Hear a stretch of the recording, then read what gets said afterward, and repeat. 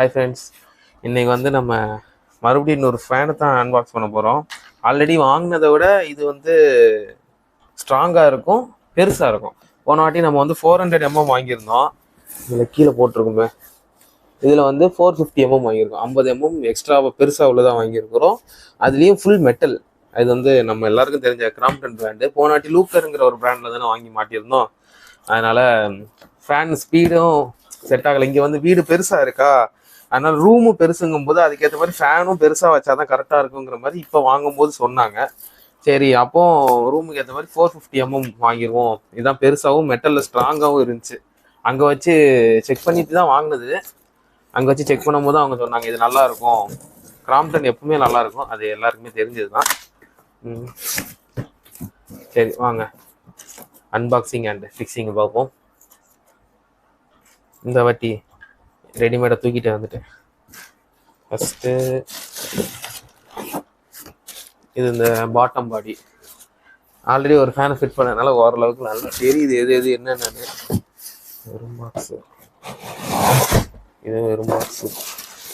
அப்பா, இது வந்து பாட்டம் ஸ்டீல்.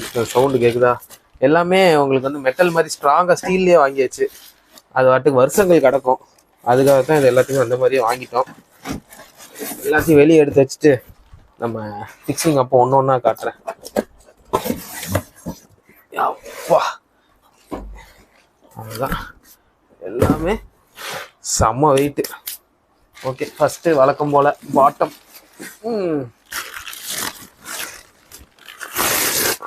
இந்தா பார்த்தனே தெரியுமா உங்களுக்கு சவுண்டு? இந்த சவுண்டு செம்மையாக இருக்குது, குவாலிட்டியும் சூப்பராக இருக்குது. கிராம்ப்டன் வந்து எப்போவுமே நம்ம வந்து குறை சொல்லவே முடியாது. எப்பவுமே குவாலிட்டியில் வந்து அவங்க நல்லா இருக்கும். கீழே உட்காந்து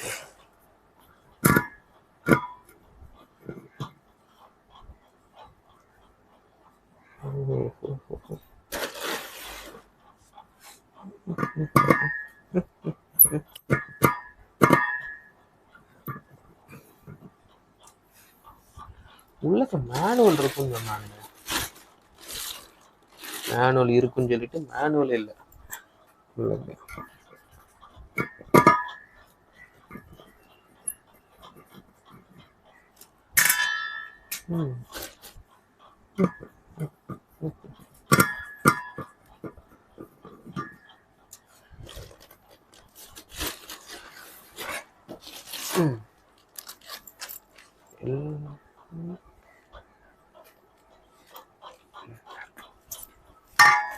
நம்ம எல்லாத்தையுமே தனித்தனியாக தான் அன்பாக்ஸ் பண்ணிட்டு இருக்கு.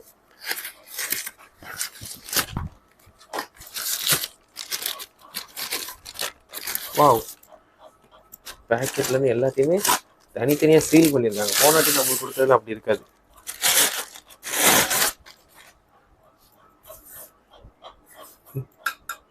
எல்லாமே நல்லா ஸ்ட்ராங் குவாலிட்டியாக இருக்குது. ஃபஸ்ட்டு ஸ்டெப்பு பாட்டம் போட்டாச்சு. பாட்டமில் ஸ்க்ரூ ஏற்றணும். போனாட்டி சொன்ன மாதிரி தான் இந்த மாதிரி அதுக்கு ஆப்போசிட்டில் ஏற்றுங்க. அது உங்களுக்கு கொஞ்சம் ஈஸியாகவும் இருக்கும், ஃபிட்டிங் கரெக்டாக இருக்கும். அது வந்து எல்லாத்துக்குமே சூட் ஆகும், இதுக்குன்னு இல்லை, எல்லாத்துக்குமே. அது மாதிரி ஃபுல்லாக டைட் பண்ணிடக்கூடாது. கொஞ்சோண்டு உள்ள அப்படி கைட்டு திருக்கி வச்சுட்டு அப்படின்னா தான் உங்களுக்கு இந்த மாதிரி அட்ஜஸ்ட்மெண்ட் பண்ணி கரெக்டாக உள்ள விடுறதுக்கு ஈஸியாக இருக்கும். வச்சுட்டு அதுக்கப்புறம் நம்ம டைட் பண்ணிக்கலாம்.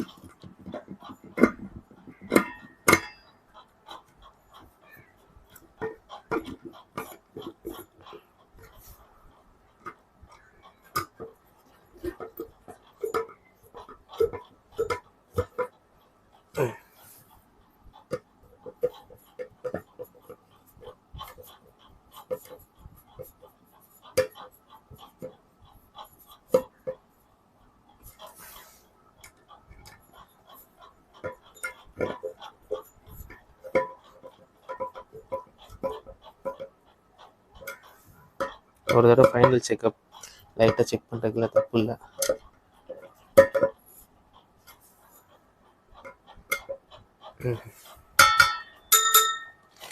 சவுண்ட் நல்லா இருக்கு. நெக்ஸ்ட்டு ஃபிட்டிங் நம்ம மோட்ரு தான்.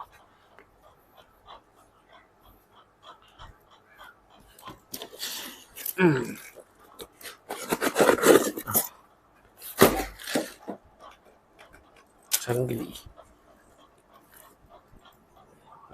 இருக்குதோ?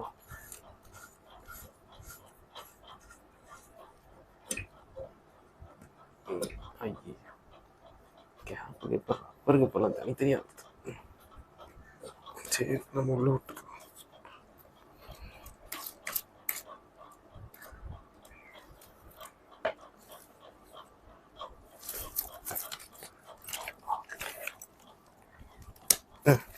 செம்ம டைட்டா இருக்கு.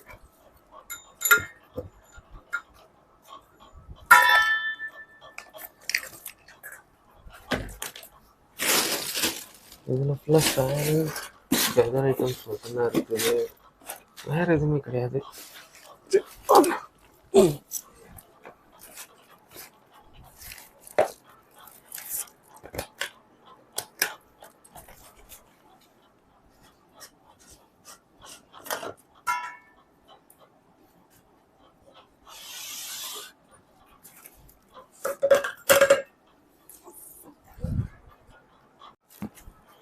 கடைசியில் ஒரு வழியாக கண்டுபிடிச்சாச்சு. என்னென்னா ஃபுல்லாக இழுத்துட்டு ஃபுல்லாக தள்ளிட்டு அதுக்கப்புறம் உட்காந்து டைட் பண்ணுவாங்க. கொஞ்சம் ஸ்லாண்டிங்காக இருக்கிற மாதிரி இருக்குது. அது ஃபேன் ரன் ஆகும்போது தான் தெரியும். அவ்வளோதான், வெளியே வரல. அந்த டைட்டை ஃபிட் பண்ணியாச்சு. நெக்ஸ்ட்டு ஃபேனு பிளேடே பார்த்தீங்களா, பிளேடு ஷார்ப்பாக இருக்குது. இந்த நிஞ்சா படத்தில் வர்ற மாதிரி நினைக்கிற மாதிரி இருக்கு.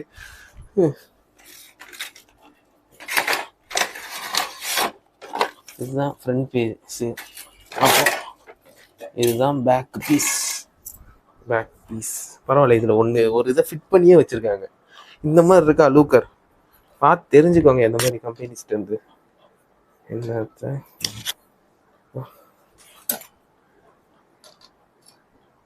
இதுக்கு ஸ்க்ரூவை கழட்டி மாட்டணுமா? போன வாட்டி லூக்கருக்கு ஸ்க்ரூவை கழட்ட வேண்டிய அவசியமே இல்லை. இந்த வாட்டி ஸ்க்ரூவை கழட்டணுமா?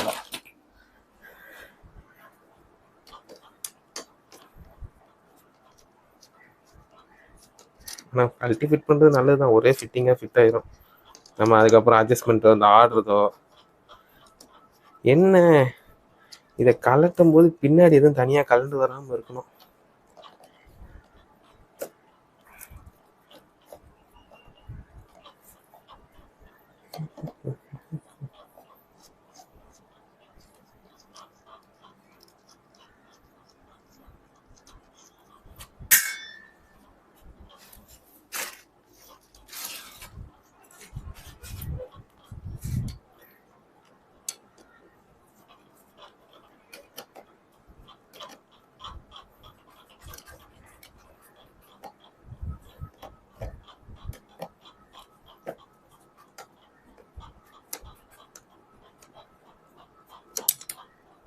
செம்ம டைட்டாக வச்சுருக்காங்க. போல்ட்டு நல்லா நீளமாக இருக்கா, நல்லா சக்குன்னு நின்றுக்கிறோம்.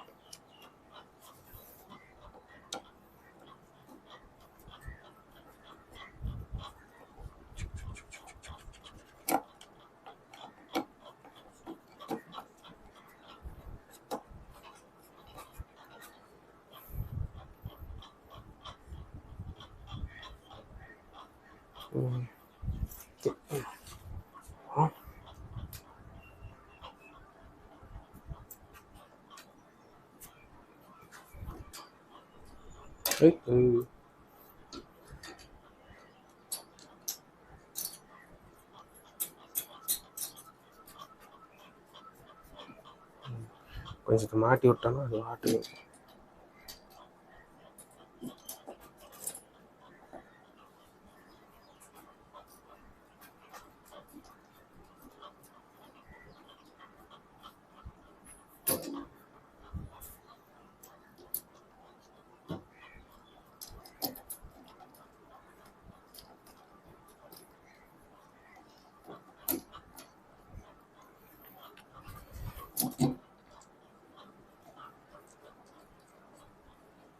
போனாட்டி நம்ம லூக்கரில் பார்த்தீங்கன்னா சும்மா வச்சு ஃபிட் பண்ணுற மாதிரி இருக்கும். நம்ம ஸ்க்ரூவை கழட்டியிருப்போம், ஆனால் திரும்ப அதை மாட்டி விட்டுட்டு நம்ம சும்மா கையில் வச்சு ஃபிட் பண்ணுற மாதிரி தான் இருக்கும். ஆனால் இதில் அப்படி கிடையாது. ஸ்க்ரூ போட்டு நல்லா ஏற்றி விட்டுற மாதிரி இருக்குது. இந்த மாதிரி ஸ்க்ரூ போட்டு ஏற்றுறதுனால உங்களுக்கு வந்து நல்லா ஸ்டிஃபாக இருக்கும். அந்த லூக்கரில் இருக்கிற மாதிரி பார்த்தீங்கன்னா அட்ஜஸ்ட்மெண்ட்ஸ் இதெல்லாம் ஆடும். ஆனால் இதில் வந்து இந்த மாதிரி ஆடுறதுக்கான இதே கிடையாது. நம்மளோட இந்த கடைன்னு சத்தம் கேட்குறது அந்த மாதிரி இந்த பிரச்சனையே கிடையாது. நம்ம வாட்டுக்கு இருக்கலாம்.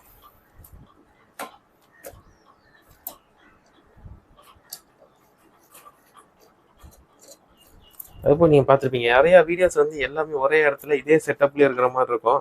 அது ஏன்னு பார்த்தீங்கன்னா இங்கே மட்டும் தான் ஏசி இருக்குது. வேறு நம்ம பெட்ரூமில் மட்டும்தான் ஏசி இருக்குது. வேறு எங்கேயுமே ஏசி கிடையாது. அதனால தான் நம்ம வந்து இந்த மாதிரி ஃபிட்டிங் ஒர்க்கு இந்த மாதிரி இது எல்லாத்தையுமே நம்ம வந்து இங்கே வச்சு ஏசி ரூமில் வச்சு பண்ணுறோம். இங்கே நெக்ஸ்ட்டு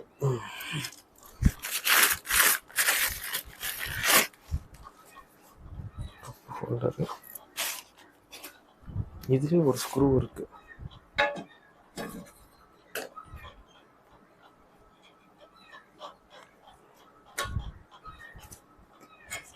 இதுக்குள்ள இதை போட்டுருமா? ஓ, பாட்டம் கப்பு எதோடையா வச்சிருக்கீங்க நீங்க?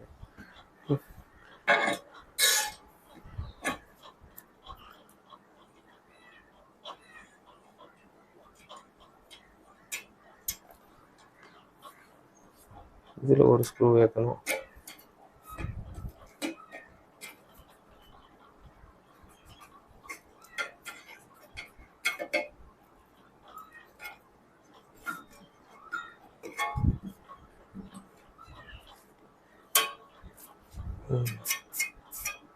நல்லா ஷார்ப்பாக தான் இருக்கு.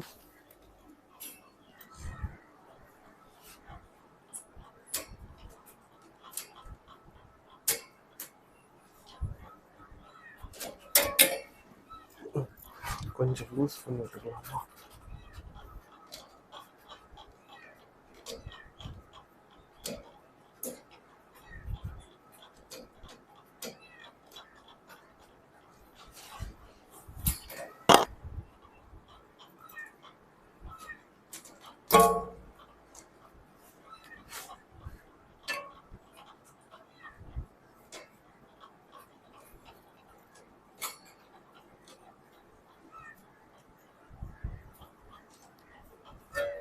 இன்னும் கொஞ்சம் லூஸ் பண்ணணும் போல.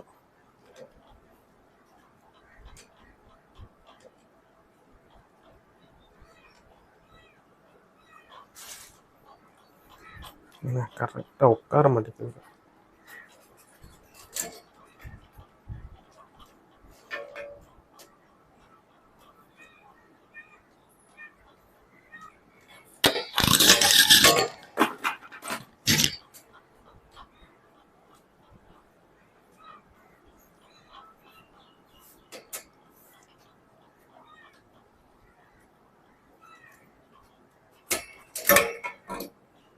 என்னடா அது?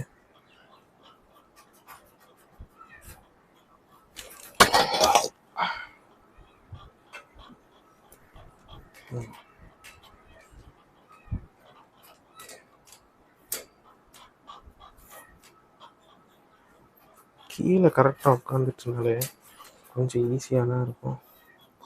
உட்காருவேனாங்க சார்.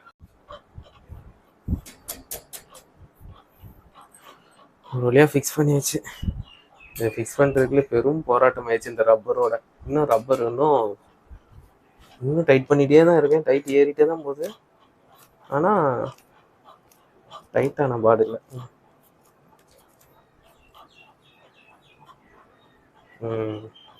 இவ்வளோ தூரம் டைட் பண்ணதுக்கப்புறம் தான் டைட் ஆகிருக்கு. அவ்வளோதான், ஸ்ட்ராங்காக ஃபிக்ஸ் ஆயிடுச்சு. ஓகே, இப்போ இதை ஒர்க்கிங் செக் பண்ணிடுமா?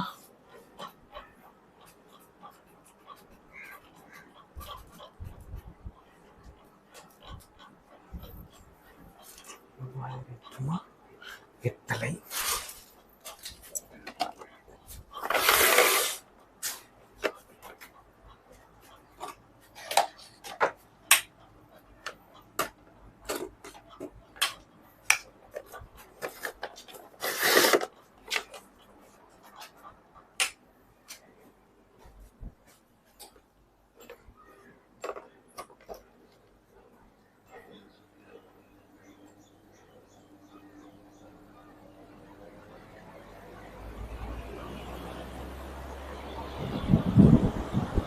ஃபேனோட சவுண்ட் உங்களுக்கு கேட்கும்.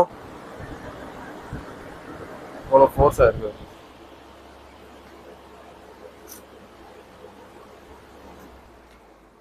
ஆஃப்.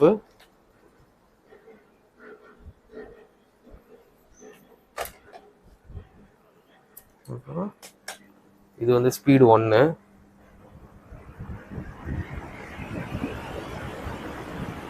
ஃபோர்ஸாக இருக்கு. ஓ, ஒரு ஸ்பீடு தானா? ஓ, ஆன் ஆஃப் அவ்வளோதானா?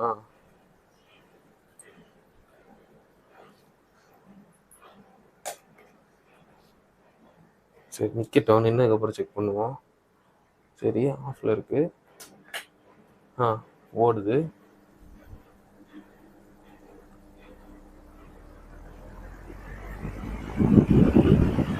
ஒரே ஸ்பீடு தான் போல, ஃபுல் ஸ்பீடு.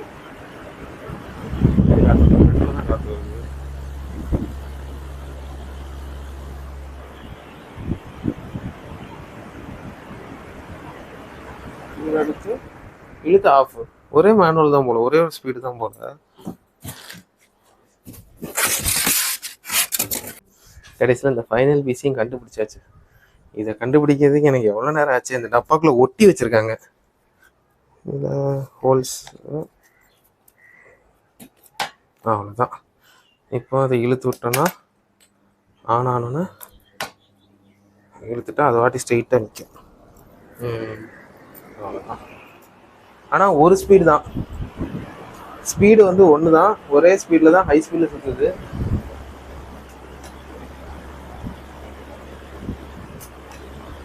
இல்லையே, 3 தடவை இழுத்தனே இப்போ. அது மட்டும் எனக்கு டவுட்டாக இருக்குது. 3 ஸ்பீட் லெவல்ஸ் இருக்குதா அப்படின்னு. 450 mm ஓகே. 1350 RPM ஸ்பீடு வரைக்கும் போகும். 90 வாட்ஸு, 50 ஹெர்ட்ஸு, 220 வோல்ட்டு, ஸ்ட்ராம், அதான் ஸ்ட்ராம் 2 பெடஸ்ட்ரியன் ஆல் ஃபேன் எல்லாம் ஓகே. இதுக்கு ஒரு மேனுவல் கொடுங்கன்னு ஒவ்வொரு தடவையும் சொல்கிறேன். மேனுவலை மட்டும் நான் கொடுக்கவே மாட்டேங்கிற மாதிரியே சொல்கிறாங்க. கேட்டால் உள்ளக்கு ஒரு மேனுவல் இருக்குன்னு வேற சொல்லிடுறாங்க.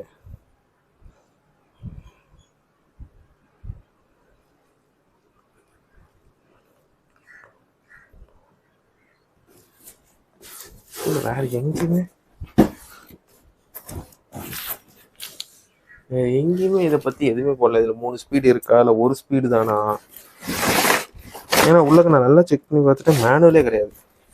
சரி, கூகுளில் தான் செக் பண்ணிக்கணும்னு நினைக்கிறேன். சரி, ஓகே ஃப்ரெண்ட்ஸ், அவ்வளோதான். என் ஹைட்டுக்கு இருக்கிற ஒரு ஃபேனை ஃபிட் பண்ணியாச்சு. நல்லா ஸ்பீடு இருக்குது. 1 2 3 தடவை இழுத்துனேன். இப்போ 4வது தடவை இருக்கும்போது தான் ஆஃப் ஆகுது. அப்போ 3 ஸ்பீடு இருக்குது. ஆனால் சின்ன சின்ன சேஞ்சஸ் தான். அதனால் நம்மளால் கண்டுபிடிக்க முடியல. இவ்வளோ ஸ்பீடு தான் அவ்வளோ ஸ்பீடு தாங்கிறத கண்டுபிடிக்க முடியல. மற்றபடி 3 தடவை இழுத்து விட்டுக்கணும் டாப் ஸ்பீடுக்கு, அவ்வளோதான். மற்றபடி இந்த அன்பாக்சிங்கை முடிச்சிருவோமா?